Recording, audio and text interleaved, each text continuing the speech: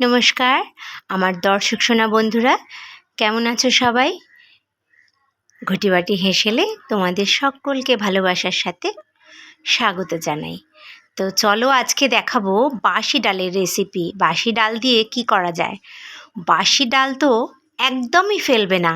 আমি যেরকম করি তোমরাও একবার খালি করে দেখো।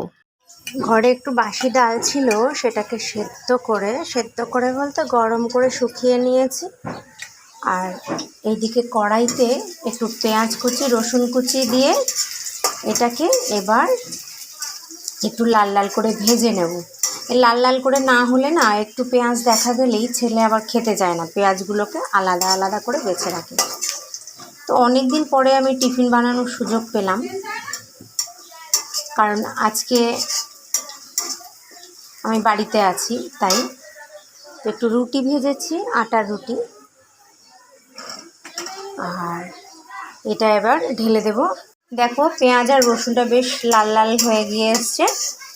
এর মধ্যে একটু কালো জিরা দিলে ভালো হতো। কালো জিরা আমার ভীষণ প্রিয়, কিন্তু ছেলে আর বর আবার ভীষণ রেগে যায় কালো জিরা দেখলেই, বলে এই কারণেই কালো জিরা শেষ হয়ে যায়। জানি না, কালো জিরার প্রতি আমার কেমন একটা নেশা। আমি সব কিছুতেই যেন কালো জিরা দিতে খুব একটা ভালোবাসি। দেখো কথায় কথায় এটা লাল হয়ে এসছে। এবার ডালটাকে দিয়ে দেবো। এই ডালটা দিয়ে দিলাম, সঙ্গে একটু চিনি দিয়ে দেবো। ঝাল ঝাল মিষ্টি মিষ্টি, একটু টক টক দিলেও ভালো লাগে, ভীষণই ভালো লাগে। তোমরাও এটা করে খেয়ে দেখবে। এটাকে এবার নেড়ে ঝুরঝুরে করবো একটু। তারপরে রুটি দিয়ে কিন্তু অসাধারণ লাগে খেতে। আমার তো ভীষণই ভালো লাগে, তোমরাও করে দেখবে বাড়িতে।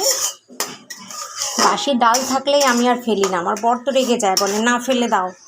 পচে গেলেও সেটাকে আমি শুকিয়ে এইভাবে একটা প্রসেস করে নিই। ভীষণ ভালো লাগে, একটা ভীষণ ভালো রেসিপি। ডালটা হতে হতে এইদিকে বাসন কটা মেজে নেব, কারণ ঘরের অবস্থা খুব খারাপ আজকে, চারিদিকে সব ছড়ানো ছিটানো। তো যেহেতু বাড়িতে আছি বলে আস্তে আস্তে কোনো টেনশন নেই, আস্তে ধীরে করব। এইদিকে ডালটা ফুটছে, চলো বাসন কটা মেজে নিই।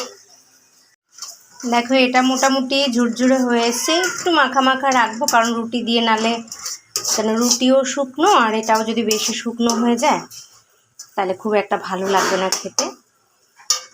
তো দারুণ টেস্ট হয়েছে, একটু চেখে দেখি। এদিকে এটা হতে হতে বাসন কটা মাজা হয়ে গেছে, এবার ধুয়ে নেব।